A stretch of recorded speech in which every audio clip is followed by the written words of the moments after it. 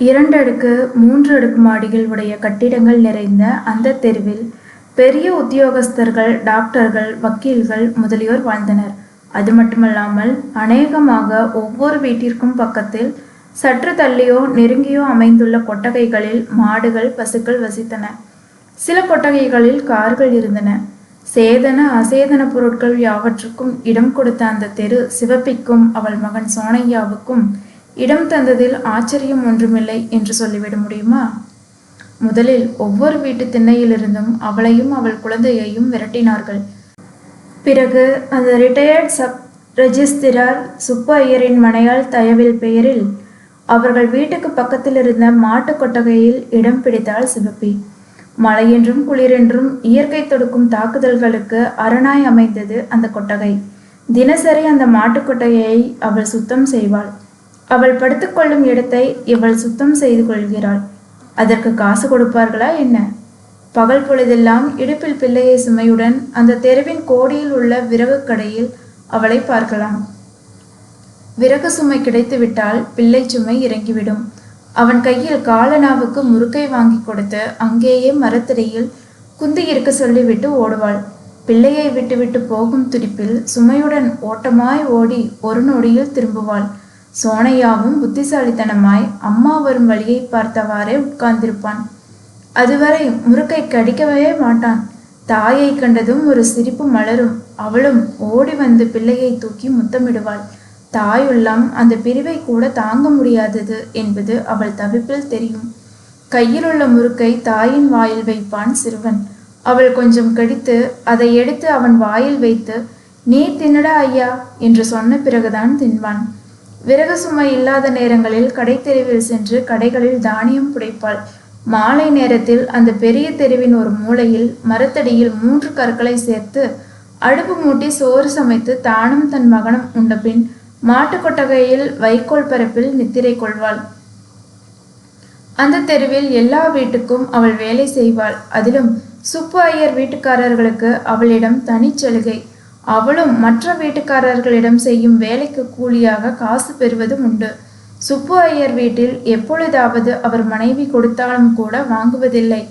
அவள் செய்யும் வேலைகளுக்காக மீந்து போன சோறு, கறிக்குழம்பு வகையறாக்கள் அவளை சாரும். சுப்பு ஐயர் வீட்டில் அவளாக கேட்டு வாங்குவது மத்தியான நேரத்தில் ஒரு குவளை சோறு வடித்த கஞ்சி மட்டும்தான். அந்த கஞ்சியில் அவளுக்கு அபரிமிதமான சுவை. சுப்பு ஐயர் வீட்டுக்கு கிராமத்திலிருந்து நெல் வருகிறது. நல்ல வீட்டு அரிசி, பச்சரிசி கஞ்சி மணக்கும். அவளுக்கு குடிக்க குடிக்க அது இனிக்கும். எந்த வேலை எப்படி போனாலும் 10-11 மணிக்கு ஐயர் வீட்டு வாசற்படியில் தகர குவளையும் கையுமாய் வந்து நின்று விடுவாள். சுப்பு ஐயர் திண்ணை அருகே ஈசி சேரில் சாய்ந்திருக்கிறார். கையில் உள்ள விசிறி லேசாக அசைகிறது. திண்ணையில் தகர குவளையின் சப்தம் கேட்கவே ஐயர் நிமிர்ந்து பார்க்கிறார். "அடியே, உன் ஸ்வீகாரம் வந்திருக்கா பாரு." சுப்பு ஐயருக்கு சிவப்பியை பார்த்தால் கொஞ்சமும் பிடிக்காது. மனைவி அவளிடம் பிரியமாயிருப்பதே அதற்கு காரணம். தனது வெறுப்பை எப்படியெல்லாமோ காட்டிக்கொள்வார். "என்னடா பயல, வயசு 4 ஆகுதோன்னோ, இன்னும் என்ன ஆயி இடுப்பை விட்டு இறங்க மாட்டேங்கிற? நீயும் போய் விறகு தூக்குறது தானே? எப்போ பார்த்தாலும் சவாரி தான். நாளைக்கு நடந்து வரலன்னா உன்னை என்ன செய்கிறேன்னு பாரு" என்று வேடிக்கை பேசவே சிவப்பை மகிழ்ந்து போனாள். ஐயர் தன் பிள்ளையை கஞ்சிவிட்டார் என்ற நினைப்பில் சோனையாவை முத்தமிட்டாள். அதற்குள் சுப்பு ஐயரின் மனைவி உள்ளே இருந்து கஞ்சியில் உப்பை போட்டு கலக்கி கொண்டே வந்தாள். திண்ணையோரமாய் ஒதுங்கி எட்டி நின்றவாறே புடவையை சேர்த்து பிடித்து கொண்டு சிவப்பி கையிலேந்தி நிற்கும் தகர குவளையில் அவள் கஞ்சியை வார்க்கும் போது ஈசிச்சேரில் சாய்ந்திருந்த சுப்பு ஐயர் நிமிர்ந்து உட்கார்ந்து கூர்ந்து கவனித்தார். கஞ்சியிலிருந்து ஒரு பருக்கை விழுவது தெரிந்ததோ போச்சு, அவ்வளவுதான். ஐயர் வீட்டு அம்மாள் இருந்த இருப்பும் இந்த கஞ்சி தண்ணிக்கு கூட வக்கில்லாமல் அவள் அப்பன் அடித்த லாட்டரியும் வம்ச பரம்பரையாக குளமுறை கிளர்த்த ஆரம்பித்து விடுவார். "என்னடி அது, லொடக்குன்னு கொட்டிடுத்த" என்று புருவத்தை உயர்த்தினார். அம்மாளுக்கு எரிச்சல் பற்றி கொண்டு வந்தது. "காட்டுடி, ஐயர்கிட்ட கொண்டு போய் காட்டு. கையை விட்டு துளாவி பாருங்கோ. இந்த ஆத்து சொத்தெல்லாம் கொண்டு போய் கொட்டிட்டேனோ. இவர் துப்பு கண்டுபிடிக்கிறார்" என்று இறைந்து விட்டு உள்ளே போனாள். "ஒண்ணுமில்லை சாமி, வெறும் கஞ்சி ஆடை" என்று அதை விரலால் எடுத்துக்காட்டி தூக்கி எறிந்தாள் சிவப்பி. "அடி அசரே, அதை எரிஞ்சுட்டியே, அதுலேதான் வைட்டமின் பி இருக்கு." எனக்கு அது ஒன்றும் ஆனாசாமி என்று கஞ்சி குவளையுடன் நகர்ந்தாள் சிவப்பி. அவள் போவதையே பார்த்து கொண்டிருந்து விட்டு ஐயர் தனக்குள் சொல்லி கொண்டார்.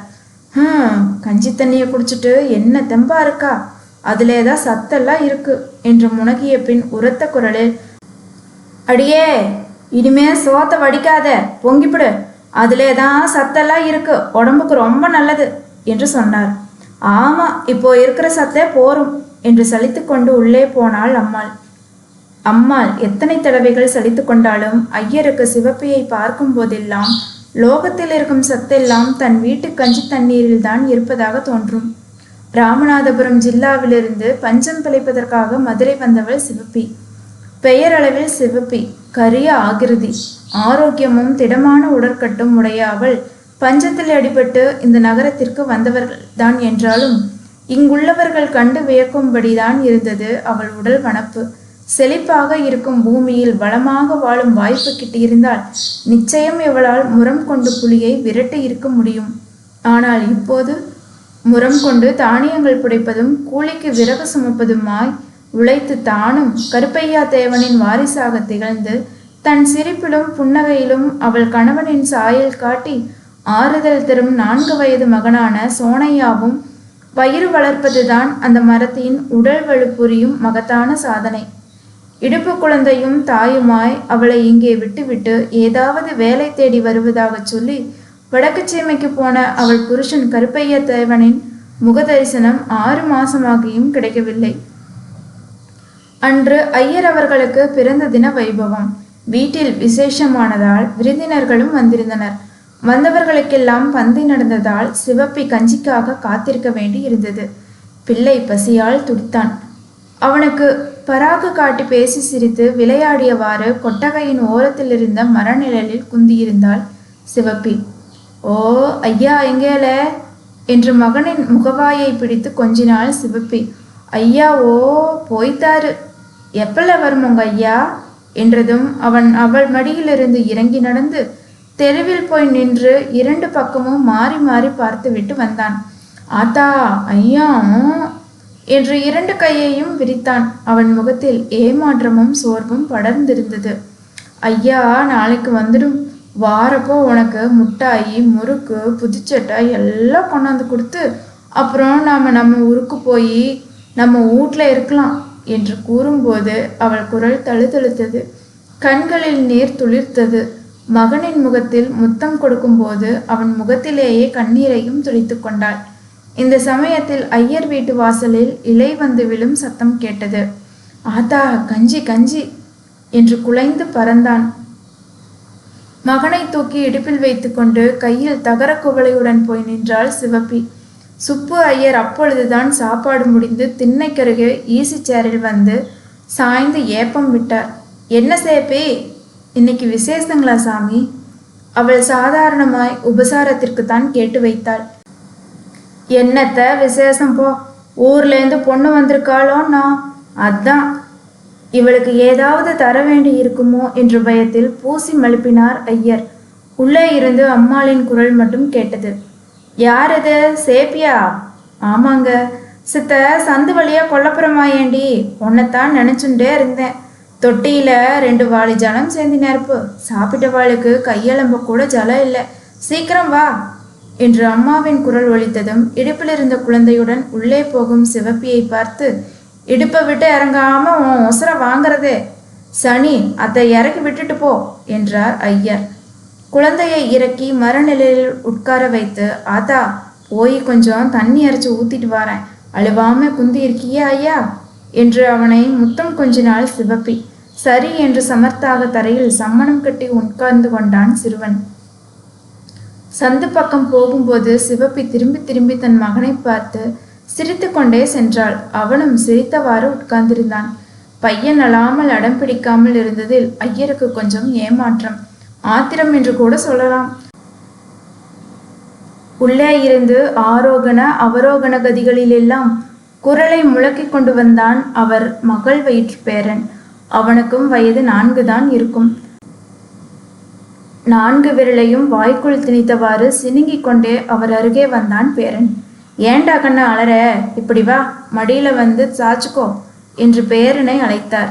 மாத்தேன் போ அம்மா என்று வாயை பிளந்து கொண்டு அழ ஆரம்பித்தான் குழந்தை. அம்மா சாப்பிடுறாடா கண்ணா, சாப்பிட்டுட்டு வந்து உன்னை தூக்கிட்டுடுவா. சமத்தோன்னோ, அதோ பாரு அந்த பையனை, அவ அம்மாவும் எங்கேயோ போய்த்தான் இருக்கான். உன்ன மாதிரி அவன் அலறானா என்று சோனையாவை காட்டினார் ஐயர். சோனையா கையை தட்டி கொண்டு ஐயரின் பேரனை பார்த்து சிரித்தான். அவனோ காலை உதைத்து கொண்டு அழுதான். தனது பேரனுக்கு அவனை வேடிக்கை காட்டப் போய் தன் பேரன் அவனுக்கு வேடிக்கையாகி போனானே என்ற ஊமையாத்திரம் ஐயருக்கு.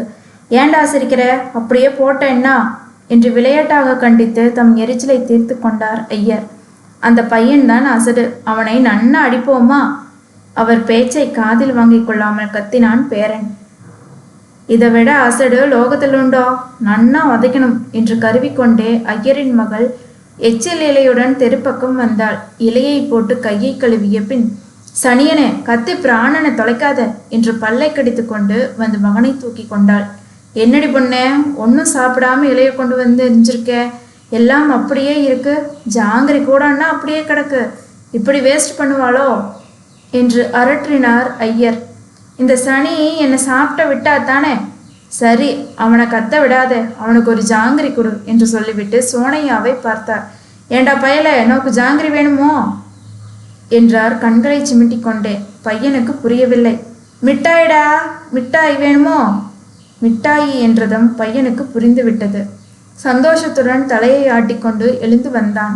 அதோ அதான் மிட்டாயிடா, எடுத்து தின்னு பார், இனிக்கும் என்று நாக்கை சப்பு கொட்டி ஆசை மூட்டி எச்சில் இலையை காட்டினார் ஐயர்.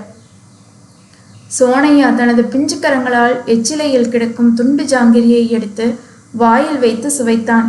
எலே எலே போடல கீழே, தோ என்று கூவியவாறு சந்திலிருந்து ஓடி வந்து சிவப்பி அவன் கையில் இருந்த ஜாங்கிரியை தட்டிவிட்டாள். துப்புல துப்பு என்று அவன் தலையில் நறுக்கென்று கொட்டினாள். சோனையா அழுதான். அவன் பிளந்த வாய்க்குள் விரலை விட்டு அந்த ஜாங்கிரி துண்டை வலித்து எறிந்தாள். நான் எலும்பை முறிச்சு கஞ்சி ஊத்துறேன், எச்ச பொறுக்கிறியா என்று முதலில் அறைந்தாள். குழந்தைய அடிக்காத சேப்பி என்றார் ஐயர். இல்லே சாமி, நாங்க இல்லாத ஏழைங்க, இப்பவே கண்டி காட்டி நாளைக்கு எச்சிக்கலை பொறுக்கியாவே ஆயிடும் என்று சொல்லிவிட்டு இடுப்பில் இருக்கும் சோனையாவின் முகத்தை துடைத்து, இனிமே எச்சியெல்லாம் எடுக்காத என்று சமாதானமாய் கேட்டாள். பையன் விம்மிக்கொண்டே ஐயரை காட்டி, சாமி சாமி தான் எடுத்து திங்க சொல்லுச்சு என்று அழுதான். சிவப்பிக்கு உடம்பு பதைத்தது. கண்கள் சிவக்க ஐயரை பார்த்தாள். ஏன் சாமி, உங்க பிள்ளையா இருந்தா சொல்லுவீங்களா? உங்க எச்சி வசத்தியா இருந்தா உங்களோட, என் பையனுக்கு ஏன் அதை தரணும் என்று கோபமாய் கேட்டாள். என்னடி அது சத்தம் என்று கேட்டுக்கொண்டே பாத்திரத்தில் கஞ்சி கொண்டு வந்தாள் வீட்டு அம்மாள். நீயே பாருமா, என் மூட்டை பிள்ளைக்கு எச்சில திங்க பழக்கி கொடுக்குறாருமா சாமி என்று கண்ணை துடைத்து கொண்டாள் சிவப்பி. நான் என்ன பண்ணுவேண்டி, நேக்கு அவர் ஒரு பச்சை குழந்தை, உன் குழந்தைய நீ அடிக்கிற, நான் என்ன பண்றது சொல்லு? ஏண்டி சேப்பி, நான் தான் அவனை எடுத்து திங்க சொன்னேன்னு சொல்றியே, நான் சொன்னதை நீ கண்டையா என்று எழுந்து வந்தார் ஐயர். என் மவன் மறவனுக்கு பிறந்தவன், பொய் சொல்ல மாட்டான் சாமி ஆக்ரோஷத்தோடு இறைந்தாள் சிவப்பி. ஐயர் அசந்து போனார். ஆமா சொன்னேன்னு தான் வச்சுக்கோ, ஏன் எங்க வீட்டு கஞ்சிய தினம் குடிக்கிறியே, அது மட்டும் எச்சல் இல்லையா? அதுவும் எச்சல் தான், தெரிஞ்சுக்கோ என்று பதிலுக்கு இறைந்தார் ஐயர். இந்தாங்க சாமி உங்க எச்சி கஞ்சி, நீங்களே தான் குடிச்சுக்குங்க, இந்த எச்சியில எனக்கு வேணாம் என்று தகர குவளையை தடால் என சாய்த்து விட்டு மகனை தூக்கி இடுப்பில் பொத்தனை இருத்தி கொண்டு வேகமாய் நடந்தாள் சிவப்பி. இதையெல்லாம் பார்த்து கொண்டிருந்து மனம் பொறுக்காமல், எல்லாம் என் கர்மம் என் கர்மம் என்று தலையில் அடித்து கொண்டு உள்ளே போனாள் ஐயரின் மனைவி. உள்ளே தோட்டத்தில் தொட்டி நிறைய சிவப்பியின் உழைப்பால் நிறைந்திருந்த தண்ணீரையும் பாத்திரம் நிறைய அவளுக்காக எடுத்து வைத்திருந்த சோற்றையும் குழம்பையும் பார்த்த அம்மாளுக்கு கண்கள் கலங்கி போயின. அடியே பார்த்தையோ, நம் மாத்து கஞ்சியை குடிச்சு வந்த கொழுப்புடி, இனிமே அவளுக்கு கஞ்சி ஊற்றப்படாது சொல்லிட்டேன், நாளையிலேருந்து சாத்த வடிக்காத, பொங்கிப்பிடு, அதிலே தான் சத்து இருக்கு என்று ஐயரின் வழக்கமான பல்லவி திண்ணையிலிருந்து சற்று கண்டிப்பான குரலில் ஒலித்தது. மறுநாள் ஐயர் வீட்டில் சோற்றை வடித்தார்களோ பொங்கினார்களோ, ஆனால் வழக்கமாக கஞ்சி வாங்க வரும் சிவப்பியை மட்டும் மறுநாள் என்ன, அதன் பிறகு ஒரு நாளும் அந்த தெருவில் காணவில்லை.